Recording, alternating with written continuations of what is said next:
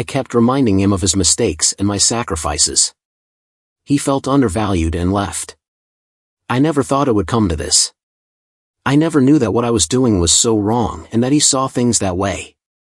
Now my husband has left me. He left because I kept reminding him of his mistakes and my sacrifices. He felt undervalued and left. That's not even the whole reason why he left. I also cheated on my husband, who I've been married to for 10 years. He found out. I'm Emily, a 34-year-old. I grew up in a small town with my parents and was always dreaming of bigger things and grand adventures. My life was pretty much a normal routine, the normal daily, everyday life of every teenage girl.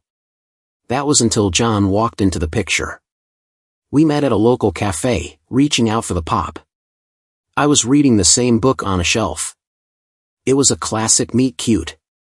John was charming with a smile that could light up the room. He had this charisma and I was instantly drawn to him. I grew up with my parents and I spent a lot of time in the fields near my home, imagining myself as an explorer. I always had my journal with me. I was sketching things around and writing down my dreams. My parents were business-oriented and always reminded me of the importance of stability. This sometimes made me feel unsure between staying safe and exploring more. When I wasn't exploring, I was helping out at my family's small bookstore, which was my sanctuary. It was a place where I could lose myself in books. One rainy afternoon, John walked into the bookstore looking for shelter from the storm. He was soaked, but his eyes sparkled with curiosity. When we both reached for the same book, our hands brushed and we laughed. That was how our story began. From the moment we met, I could feel there was a connection. We spent hours talking about a book we both loved. It felt great to have something in common, especially our shared interest in books. We chatted about everything, from the characters to the story's themes. Time just flew by.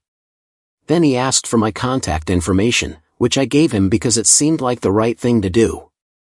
John and I started texting and I got to know him better.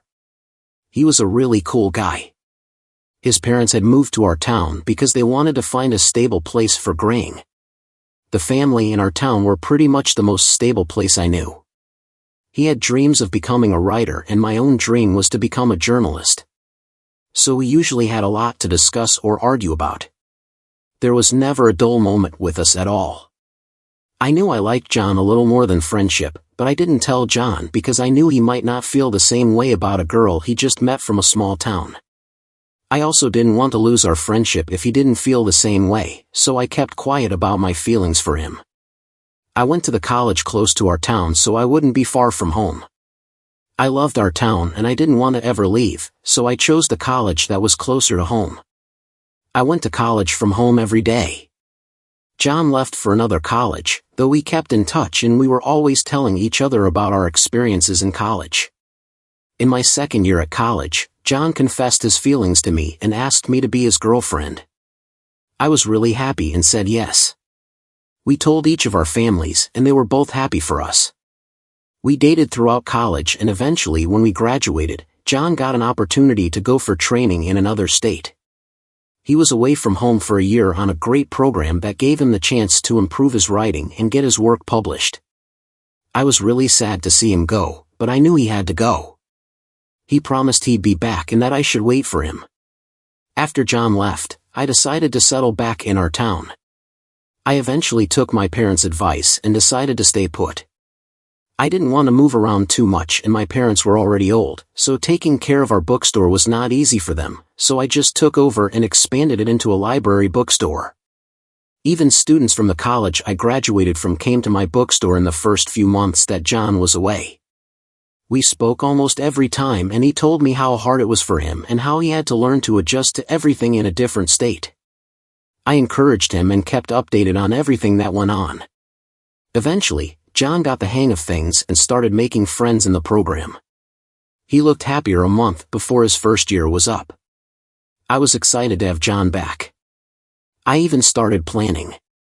I threw him a welcome back party. But then John told me he had to stay an extra year before he could come back because he had another opportunity. I was really sad and disappointed, but I didn't want to seem like I was against his progress, so I smiled and told him how happy I was for him. I decided to wait another year for John to come back. It took him 4 years to return, during which time he wrote and published 6 best-selling books. I was really proud of him. Even though I had other suitors during those 4 years, I was still faithful to John. I stuck by John because I loved him, even though we were miles apart. One time, a guy called Steven proposed to me in front of all my bookstore customers. When I turned him down, he didn't propose marriage, but he did publicly declare his intentions. I had to accept his offer for the date because I didn't know how to say no, especially in public. I was also a bit shy and didn't like to refuse people, even if it wasn't convenient for me to do so. I just couldn't say no to people, which was one of the reasons my marriage didn't work out. I went on the date with the man with just one intention, to tell him why I'd agreed to the date and that I had a boyfriend I was waiting for. Steven mocked me, saying that John might even probably be aita. I was married with a kid on the way over there, and I was hoping he was waiting for me like I was. I was hurt by what he said, not because of how he said it, but because I started to think about it and the fear and doubt started growing in my mind. I started becoming paranoid and would call randomly. When he wasn't around and I couldn't get hold of him, I started to worry that he was with someone else. I'd ask him about the women in his life, and since John knew me well, he'd laugh and tease me. This only made my doubts grow, and I found it hard to cope. When John published his first book, I was really happy. He emailed me a copy, and the book was dedicated to me. I was so pleased when it sold well and ordered the first 100 copies. John's work was so popular with students that I had to order another 300. I loved the book so much that I had to order another 300 copies, which sold out within a week. I was really happy because my boyfriend had become so popular. When he released his second book, I was also the first to receive it personally, autographed by John and signed to his forever love. He did the same. He then decided to come back home. I was surprised because he hadn't mentioned anything about it to me. He had only been hinting that he would come, but I hadn't even been hoping he would, because he had promised me that the other last 3 years, so I'd been expecting that year to be the same thing.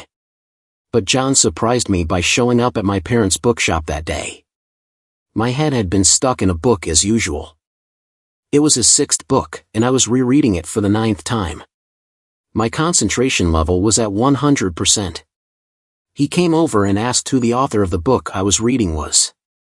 I looked up, thinking it was a customer who had walked in. I was in for a shock. Then came the screams, hugs, and kisses all over his face.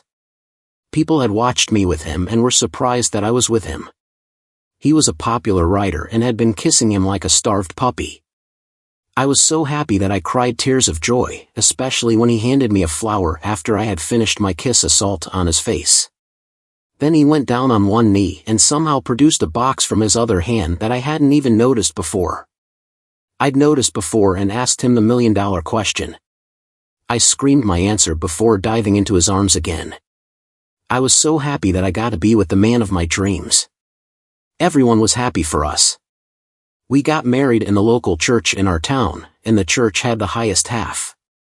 The crowd that day included people who weren't even invited, and some reporters came too.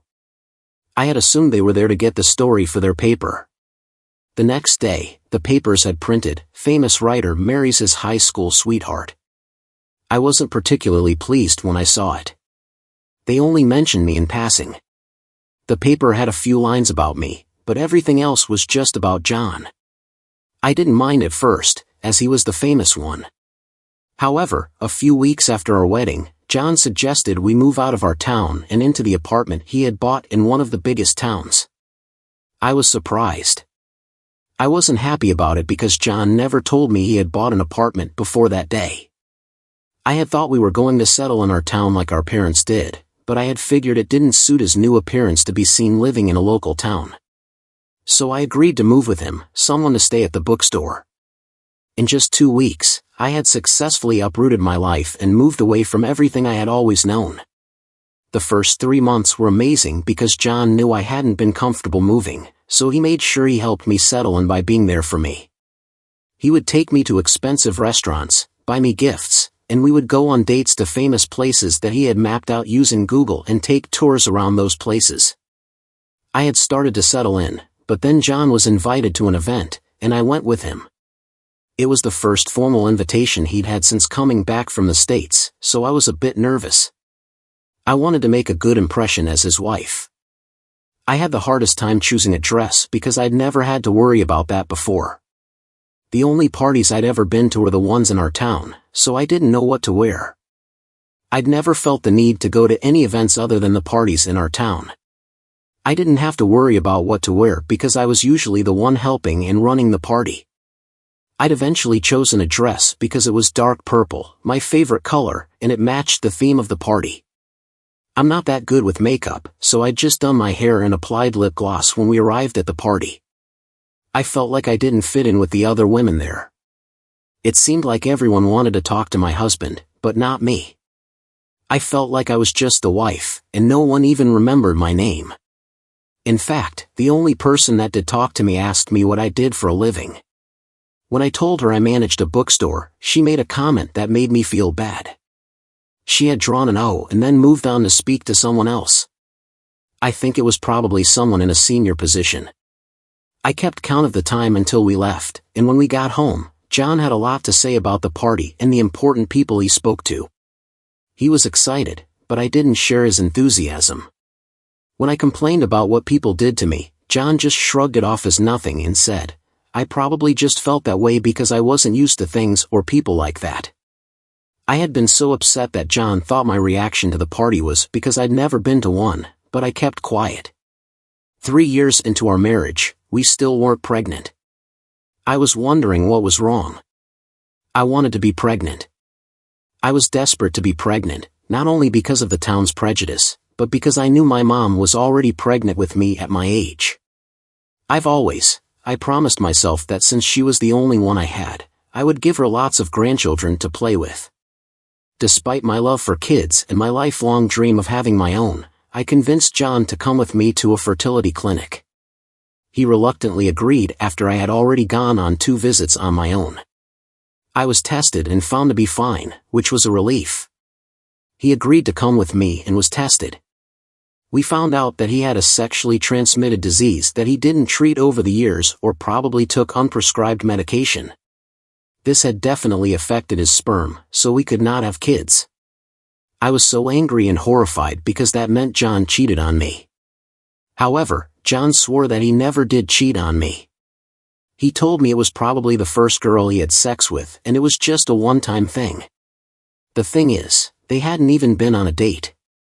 He'd wanted to level up with his friends, and being the only virgin in that group made him the one being teased. So he just had one unprotected sex with the girl and never did try again until me. When he noticed he had a sexually transmitted disease, he told one of his friends, who just gave him a drug, and he used it. Because he was fine, he didn't bother to check again. The doctor had advised him to start taking them properly. We tried everything for 2 years, but there was still a 50-50 chance of us having kids. I reminded John that he was the cause of our problem and that I was sacrificing my youth for him. I was with him and having none. I made sure that he knew that every chance I got. One time he had written a book and it had become a bestseller. He was selling the book and he was called up to be given an award for best-selling author. I was pretty angry and I told him that he was going to get an award and congratulations on a book while I was there hoping and praying desperately for a child. I even told him how lucky he was that I loved him because I wouldn't even be in his house still waiting. I was really hoping the meds would kick in and he'd be able to get me pregnant. He was so sad that he didn't even go to the event. He just went to his friend's place and spent the night when he got back. I still didn't apologize because I felt like he was punishing me for his mistakes. I was the one getting pregnant. Our parents kept asking when we were going to have a baby. It was really hurting me knowing that a baby might never even come. One time I suggested adoption and John reluctantly agreed. I reminded him of why we didn't have kids of our own. We processed everything but the adoption fell through. I remember crying myself to sleep that night. I went to sleep that night. When John tried to comfort me, I slapped his hand away and cursed at him, reminding him yet again that he was the cause of the problem we had. Fortunately, I got pregnant in our 6th year of marriage and was just so happy. However, that happiness was cut short as I miscarried during the first month of being pregnant. After 2 more years of trying and failing to carry a baby successfully, John suggested we try finding a surrogate to help us. I was carrying our child, but I refused because I wanted to have the experience of carrying my own child in my womb. I continued to try to get pregnant, but I was miscarrying each time. Eventually, I stopped getting pregnant. I was miserable and unhappy, and John tried everything to make me happy, but I just wasn't. He decided we should move back to Boris. We relocated to our hometown thinking that seeing our parents and everyone I was familiar with would cheer me up. We moved into the house we had bought a few years back so that any time we came around we didn't have to stay with our parents but have a place to come back to. However, I was still unhappy, and somehow I just managed to blame everything on John. I blamed myself for not getting pregnant earlier in our marriage, thinking that if John hadn't gotten a sexually transmitted disease through unprotected sex, I would have. I kept on nagging him, but he never said anything or blamed me. I kept on watching over my parents' bookstore, and that's when I met George. George had just moved into our town. He was a widowed husband whose wife had died of cancer without having children. It was only after her death that he discovered she had had surgery in the past that had complications, and that was why she couldn't have children. I got close to George because I felt we were in the same situation and because I felt he tailored. George started a small farming business in our town. Despite my lack of farming experience, I would often leave the bookstore and go over to his place to ask questions. I was genuinely interested in farming, but I just loved hearing him speak. He was incredibly intelligent, and his slightly different accent amused me. I felt like he was heartbroken, and we were 2 peas in a pod because I was heartbroken too for the same reason. No children of our own. I was starting to develop feelings for George even though I knew I loved John very much. I still couldn't help myself. I wanted to spend more and more time with George. Of course, my parents noticed my newfound friendship with George. They warned me to stay away from him because even though there was nothing between us, the town wouldn't think so, and definitely my husband wouldn't think so. I ignored their advice and continued seeing George. My parents called me over to their place and warned me to stay away from George. They said that even though there was nothing between us, the town wouldn't think so, and definitely my husband wouldn't think so. I ignored their advice and continued seeing George. Jan asked me to stay clear of him or stop going over to his place. I went to see him and got defensive, saying we were just friends. I added that if I had kids, I probably wouldn't have stayed friends with him. John stayed quiet after that, and I was happy not knowing that I was being foolish. I sometimes stayed with George at his house and we talked. In the evenings, I would even cook his dinner. Sometimes I would bring him breakfast and lunch when I cooked at my own place. Eventually, my feelings for George grew and I started having sexual dreams about him. I would go to his farm early in the morning because I knew that was when he worked. I would watch him from afar when he worked shirtless. I'd even stopped having sex with John because I felt he wasn't even man enough to get me pregnant.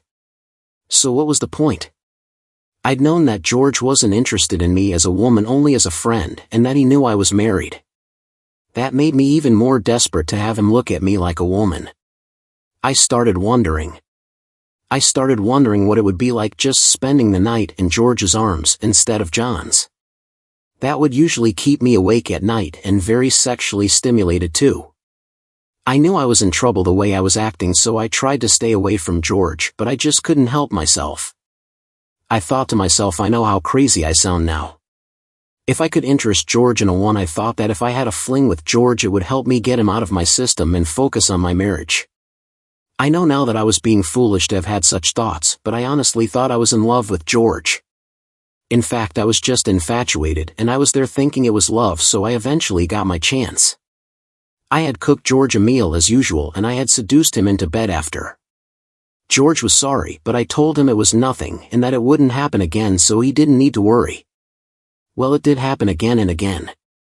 I kept sleeping with George and then I realized I wasn't in love with him. I was just doing it because I was in lust. John didn't think anything was going on because I knew that JN didn't know any of my friends from college in person. He only knew them because I had mentioned their names in our conversations. I lied to him and said that Mara, a friend from college whom I usually talked about, had given birth. I wanted to go see her and her new baby. Mara was in another state entirely and we had already lost contact, so I didn't even know if she was married or with Val.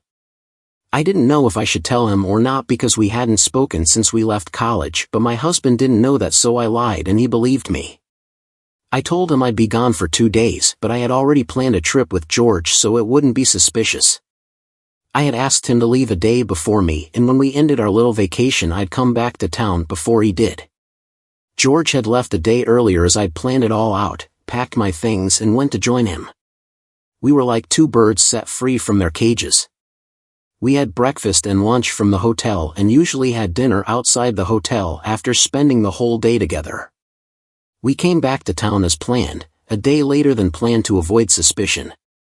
We continued our affair behind my husband's back. Martha grabbed my shoulders one time and told me she knew what I was doing and I had better stop before it was too late. Well, Martha is the old lady that nobody in that town spoke to. Even new people in town were told what she had done and why they should avoid her.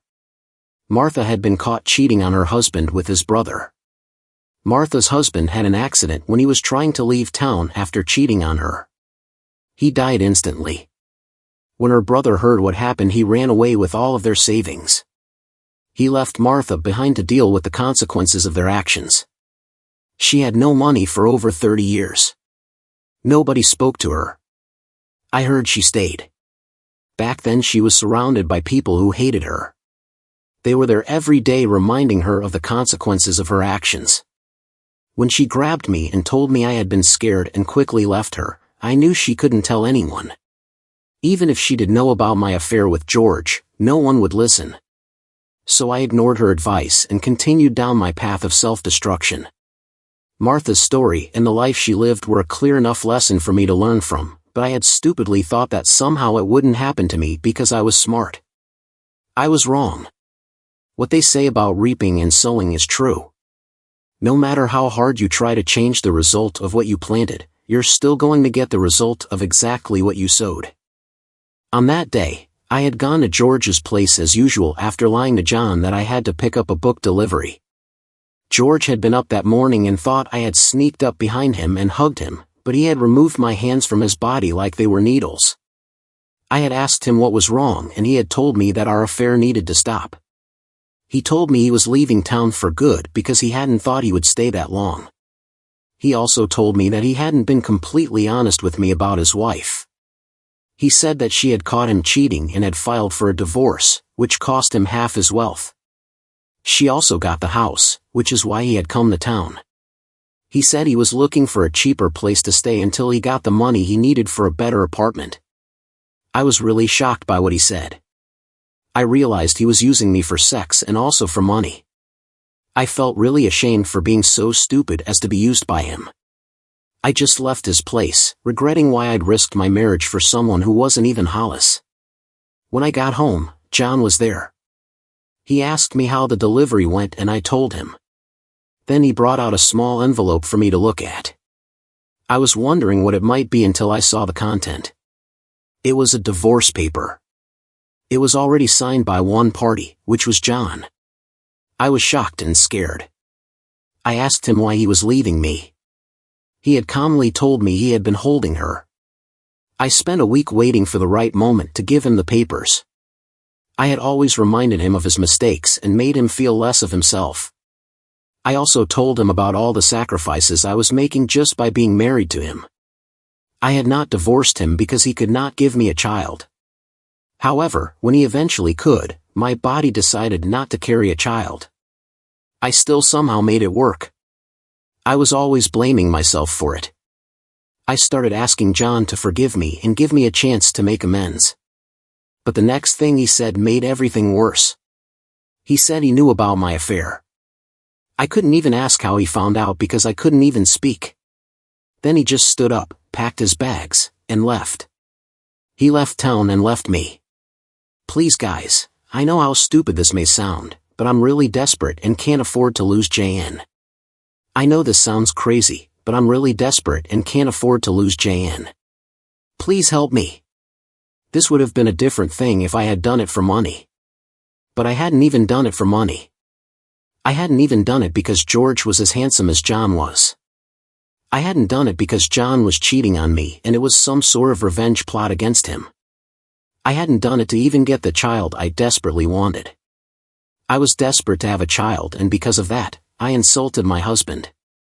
I had no valid reason for cheating, and that is what makes me such a stupid person, as I'm sure most of you agree given the comments you've made. I can't even say that I don't deserve such comments because I know I had everything that's happening to me now coming. I lost my marriage of 10 whole years over it. I lost the man that loved me so much over something as fleeting as temporal pleasure. I feel so stupid. I should have listened to Martha and stopped. I should have never even started in the first place because the consequences were right in front of me. I still chose that over the bliss of staying married. I've hurt John with not only my words and actions, but I defiled our sacred vows.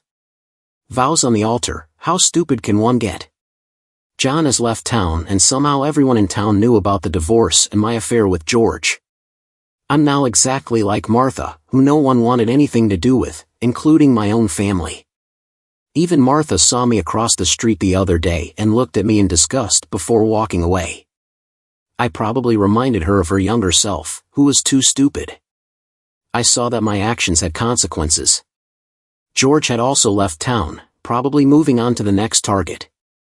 I wasn't exactly a victim though. He left me to bear the weight of my sins alone. I have no one to speak to. I'm utterly alone and miserable. I regret every moment of what I did to John. I've realized that even before I started cheating on him with George, I had already started cheating. In fact, it went on for a long time before that. When I found out he couldn't have kids, I always tried to make him feel guilty for our childlessness. I always made him feel less of a man for a mistake that happened long before we even ever dated. I always tried to let him know how much of a sacrifice I was making staying married to him. Later, when it wasn't even his fault, I still managed to make it look like it was all my fault. I can't even begin to tell you how awful I feel right now.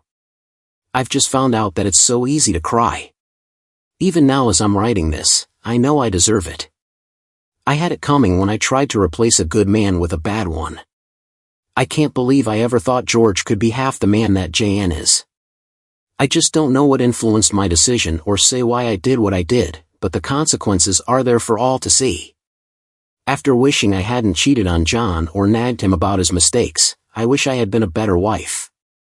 I wish I had honored our wedding vows, but life doesn't offer do-overs. I lost the best man for me, the one who could take all of. I was foolish and still loved him all those years of being married. I pushed him so hard that he eventually just had to leave. I know that if I were in John's shoes, I would have left me too. I definitely would not have stayed as long as he did with me. The stares and loud whispers when I walk in the streets have me scurrying back into my now very empty home without John, as fast as I can't even go near my parents' bookstore now that they've closed it down and sold the place to someone who's opened a coffee shop. Even the place I've called my sanctuary, where I could lose myself in stories for hours and forget about my life, is gone. I'm left staring at every piece of furniture in my house all day, which is getting harder because they all remind me of John, who chose the furniture for the house. John was the best man for me, and I lost him due to my own foolishness.